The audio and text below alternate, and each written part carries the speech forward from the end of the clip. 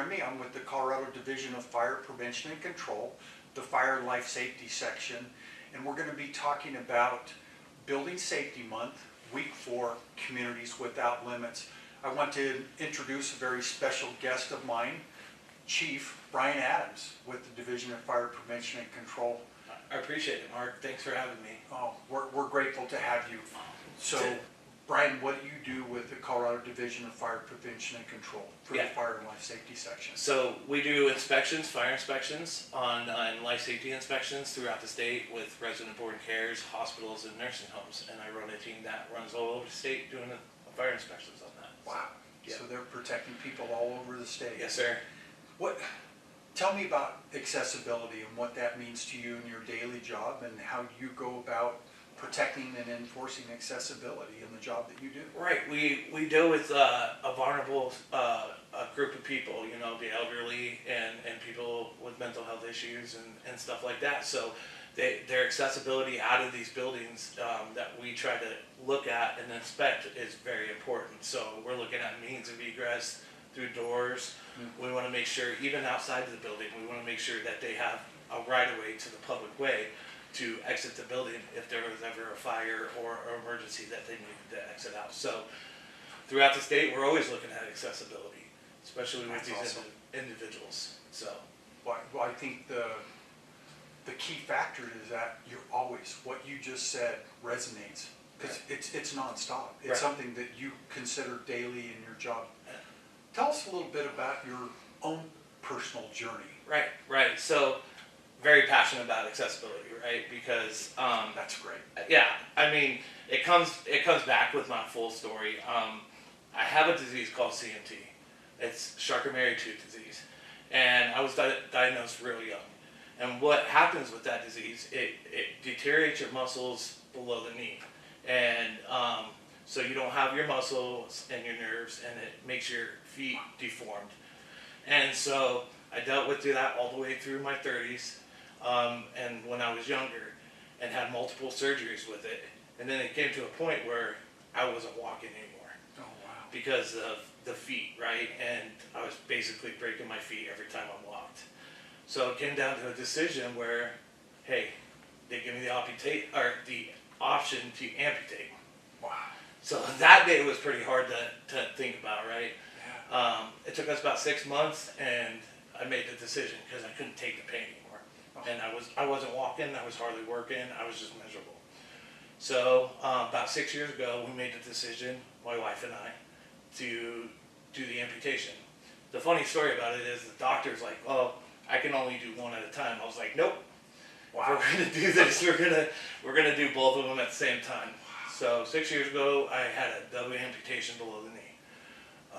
And so, yeah, that's important to me because with accessibility, because right now I'm disabled as a double amputee. Wow. So what I'm hearing from you, it wasn't just you. Right. Your wife was there. Right. Your kids were there. Right.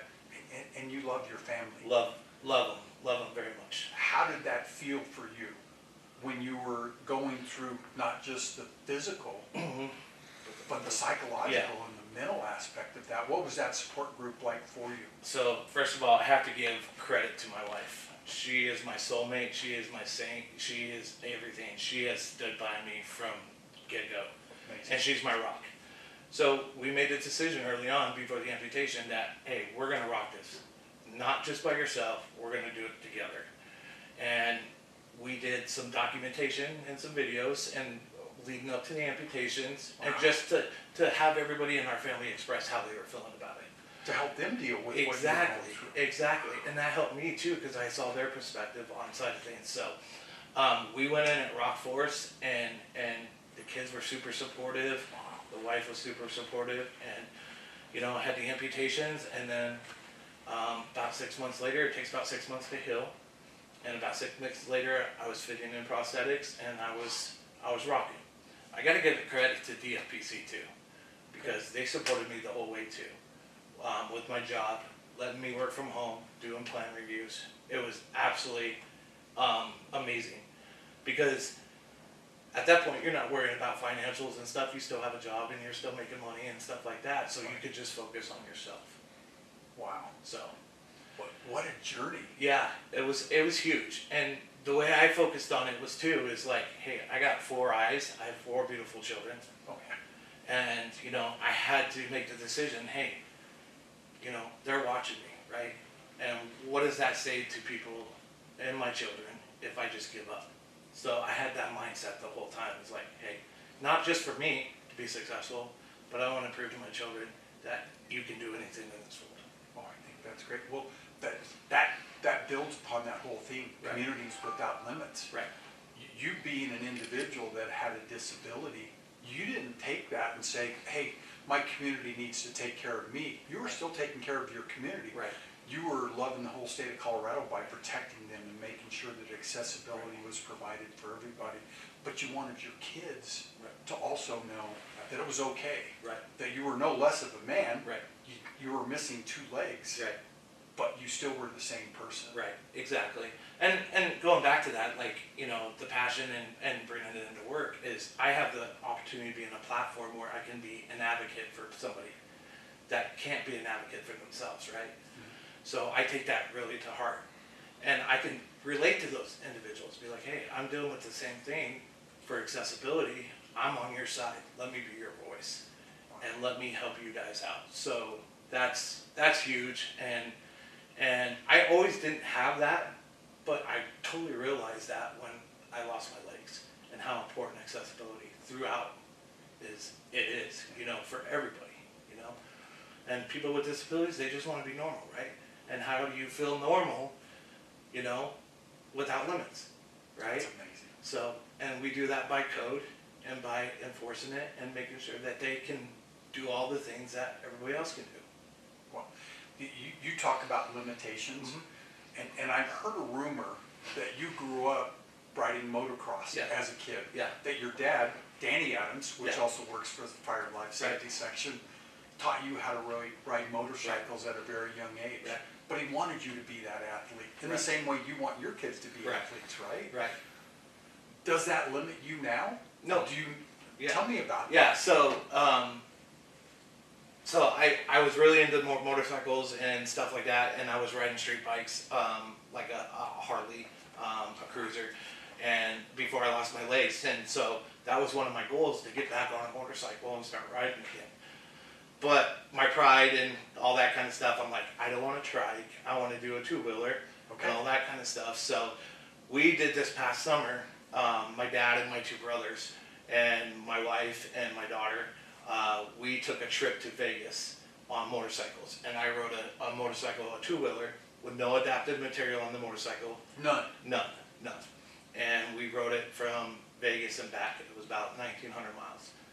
It was the hardest thing I've ever done. As a double amputee, I'll probably never do it again, but it was awesome.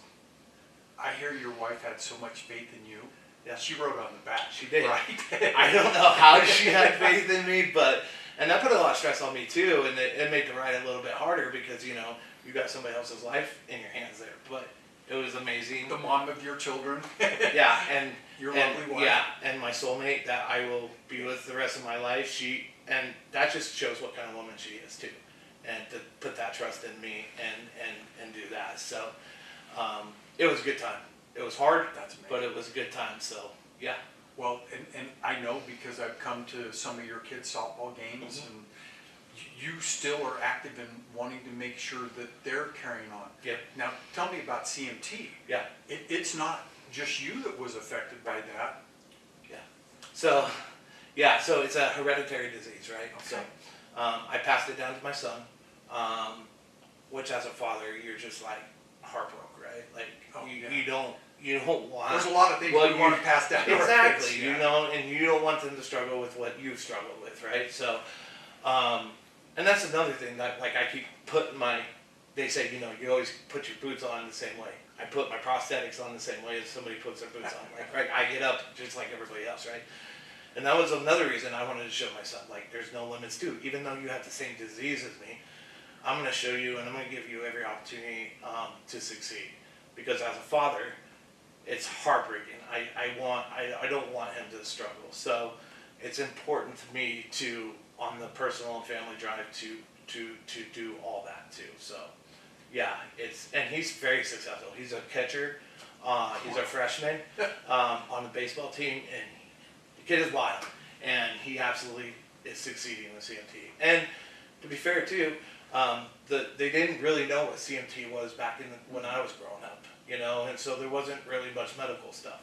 It has advanced so much, and he has a team of doctors through Children's Hospital that sees him every year to see his progress and make sure that he's lining up and being successful. So, yeah, it's huge. That is huge.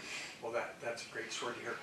Tell us, because you deal with accessibility and construction in buildings, what are some of the hurdles that we still have as far as accessibility that you would probably change with accessibility, or the ones that you really like that is like, we can't ever change this? Tell me about some of those. Yeah, so I think it's so hard because accessibility is hard, right? To make sure that, you have to do extra work like ramps, the pitch, all that kind of stuff, handrails, even, signs for the blind and all that kind of stuff, just more work for contractors and more money for the facility that is doing accessibility. People that don't have a disability kind of take that for granted. Right, exactly. So, it's huge that, you give people elevators, you give people ramps, you give them handrails, all that kind of stuff. But I still see a lack of accessibility at schools. So I'm not going to point out any schools or anything like that in the state of Colorado. But, just for example, my son plays baseball. And I had knee surgery just recently, so I was on crutches, right? I'm usually pretty mobile when I'm on my prosthetics, and so dirt doesn't bother me when I'm on prosthetics. But if I'm on crutches, I'm trying to go to the baseball field to watch my son play, and there's dirt and not concrete, that becomes a problem, right? Or even just the simple thing as accessibility to a bathroom, that's huge. You be sitting there on crutches and you got to go to a porta potty that's 600 yards away, and it's all dirt. So little things like that people don't realize when they're normal people walking around. I'm not saying normal, but you know what I mean. I get it. Yeah, don't realize how hard that is for somebody. Well, those limitations that disability puts on you, where you have to overcome that. Right. I know you're a lot stronger than I am because I see the size of your arms and your chest. But on crutches, because I recently had knee surgery, seriously, about 50 yards on crutches, regardless of having to use the potty or not.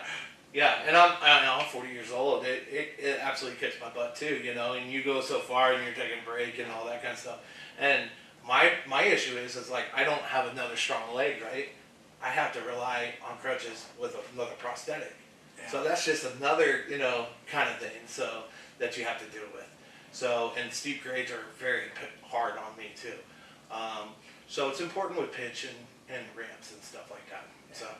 Yeah.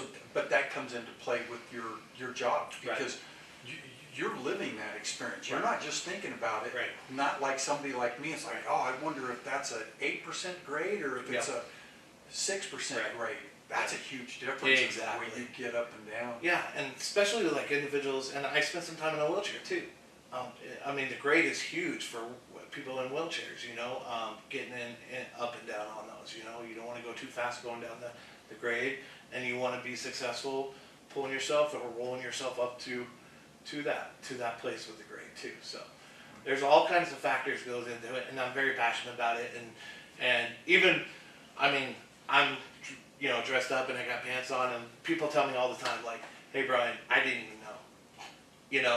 I didn't even know you told me. I knew you for 6 months, yeah. And I didn't know because there was no part of you psychologically, physically, that you acted any differently, and you didn't present yourself as a disabled person.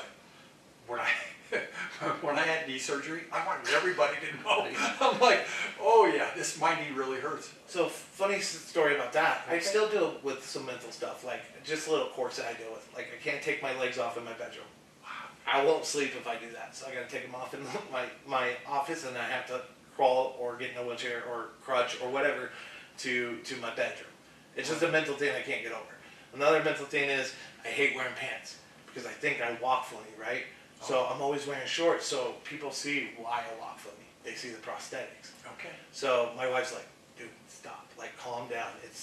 nobody knows, you know what I mean? And to your point, but there's still mental challenge that I deal with on a daily basis with it too, so. Yeah. Well, I'm sure more so in your head, people looking at you, sometimes you're like, are they looking at me Right. as a very good unit chief of a division that's, and that's the way I look at you, Yeah. but I'm sure that there's also people sometimes that look at you with pity, like, Right. oh, he's Right. lost both, and not knowing how you've embraced life. Right, and you know, I don't want to change anybody how they feel and are looking at me or anything like that, but you know, just treat me normal. Like, come up to me, ask questions. We love answering it. I love messing around with the kids, you know, popping my leg off, and they're like, "You're Terminator," you know, kind of stuff like that, you know. And I joke about it all the time. I was just telling Mark, you know, you're sitting here with a fat legless guy, so Right. you know what I mean. So yeah, you know, and that helps me, you know, feel a little bit better when I have those kind of interactions, right? You know, so and it makes me, I don't know how to explain it. It makes me feel accepted. It's kind of weird, so. Well, I found it odd because I asked you once, because I thought you would hit the lottery, because as a disabled person, you get a parking pass that allows you to park right up front. Right. Tell me how you look at that. I don't have a handicap sign. I don't. My wife gets mad all the time with me. She's like we go to the Rockies game. Well, we could get a lot closer if you did it. And I don't think of myself as disabled. There's people out there that are worse off than me that will need that parking spot. So if I can respect that, you know, and not use it as of right now, maybe one day I need it down the road, but I'm more than capable of walking another 20, 30, 40 feet to the store and giving that to somebody that really needs it. That really needs that parking And that's spot. important. And those people, I mean, some of those people absolutely need it. And if all the handicap spots are filled up, you know, it's they might not get out of the house and go to the grocery store. And they need that, right? For their mental side. You know what I mean? Interaction. We're all human. We love the interaction. Well, but you also shared with me a story when you were in an accessible parking space when you first had this, and you were still the physical aspect and developing your muscles to make your prosthetics work, that people would look at you and think that they were mad. Right. Because they didn't think you deserved to have a Right. disabled placard. Yeah. And to your point there, you don't know. You know, somebody might have that placard and you might look at them like, oh, why are they there? You don't know. Not all disabilities are you can see, right? So it's important to keep that idea in your head too when you see those kind of things too. I think that's great. Well, every day of your life in your job, you're thinking about accessibility. You go home, you're thinking about accessibility, making your living space. I know that there were some pretty valuable people from the Fire and Life Safety section that came to your home and helped to modify it so that it was more adapted for you. Tell us a little bit about that. So we installed grab bars in my bathroom. So especially when I first got started out, because I had casts all the way up to here until I could get in my prosthetics. So it was important to have those grab bars because I was just using my upper body weight and with no legs to use the toilet or the shower. They made my doors a little bit wider to my bathroom so I could put a wheelchair in there. And that was a big problem. Our doors weren't wide enough to our bathrooms to have a wheelchair. I had a stair lift because my bedroom was upstairs, so they installed a stair lift when I was going through that. So very, very thankful for the amazing people that work for DFPC as the state, and they came together and everybody helped me out there. Yeah. So treated you like the family in the way that you treat them. I loved it, and it helped me get through a lot, and it helped my wife and my kids get through a lot too. I gotta give shout out to Loso and Phyllis Lizardo. They were right there with me the whole time, and with Stephanie, and she's our permit tech here, and she's amazing. And her husband, he built a ramp out of my garage. Wow. To use wheelchairs so I can have accessibility to my truck, you know, so it was huge. But people stepping away from their own lives and saying, this is important to help him. You weren't asking for their help. They came and helped freely, and that probably touched you more than anything. Yeah, and then if I can do it and pass it on to somebody next and be that advocate, I'm going to do it 100%. So it's huge. It's huge. People need people. People need people. Well, yeah. And that's the psychological and the physical aspect of Yes, that. sir. Yeah. Yes, sir. And it's not just wanting somebody to give you something for free. Right. You want to make sure that you're living your life as independently as you possibly can. Absolutely, and it scares me to death, and I'll be completely honest here. I'm kind of exposing myself here. I think about it all the time. What am I going to be like when I'm 60? What am I going to be like when I'm 70? You know, am I going to be successful? And I think that drives me today. Yeah. Like, yeah, I'm not going to be in a wheelchair at 70. I'm still going to be rocking my prosthetics, you know, cane and all, you know what I mean? So I want to be successful. I want to be, my kids are getting older. I want to be that grandpa that goes and takes them camping and fishing and all that kind of stuff, you know? You know, and I thank my family for that, right? Because they give me that drive too. And you have to do it for yourself, obviously, but family's everything. Well, I think that's the one thing that I know from you talking about this. The community without limits is something that you've been living for years. Right. There's no limitations as you see them. Nope. There's no stopping you. Nope. You're going to continue to do it the way that you feel that your body can do it, in spite of your Right. disability, Right. and overcoming that. So I think when it comes to accessibility and Building Safety Month, week 4, is there any bottom line word you would want to share with anybody that's, say, a building code official or a fire code official, Yeah. that you would want them to take home with them knowing what you know? Yeah, so take your time. Make sure the critical things are happening, you know, the details. Yeah, you might cut them slack on a curb or a ramp that's not quite at pitch. If you do that, you know, you might be limiting somebody to be accessible and be successful. And if you do the correct things as a code official, you might be changing somebody's life because they have that accessibility. You go to a concert or go to, you know, wherever they want to do, you know what I mean? So that's why it's so important. That's why we have what we have for code standards and everything else. So that would be my advice, you know, because honestly, accessibility has changed my life. Even though I don't look at myself as disabled, stairs are still complicated for me, you know, things like that. And somebody that built that building, that was code official, even the contractors did the right thing, let me be accessible to those entrances. So. And they gave you the opportunity to live an independent life. Exactly. And that's really all you wanted. Yep.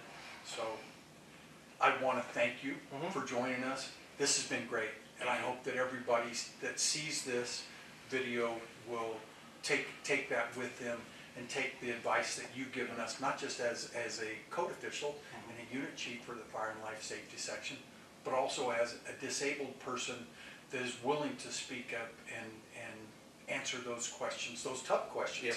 Because I'm sure when you were first disabled, somebody like me asking you, well, what does that feel like? Yeah. It wasn't easy. Yeah. No. And you know, I welcome that stuff. You see me on the street or whatever, or out there, come say hi and we'll have a chat. And if anybody's ever struggling too, I'm an open door too, especially a new amputee or somebody that's struggling with accessibility or mental side of things. Call me. I'll try to do the best I can to help you, you know. So Statistically, they say that about 40% of the people that are disabled suffer from depression. Tell us what you think about that, because I don't think you agree with that number. no, I think it's a little bit higher because I dealt with it too when I first got my amputations, and you know I can't imagine somebody being alone and dealing with that. You know what I mean? And trying to figure it out. But the best thing for that is to talk, and I hate to say it like that, but get motivated, right? Like find your niche, find your why. You know what I mean? Yeah. And that was my thing, is I found my why and why I want to get up every day. That's amazing. Yes, sir.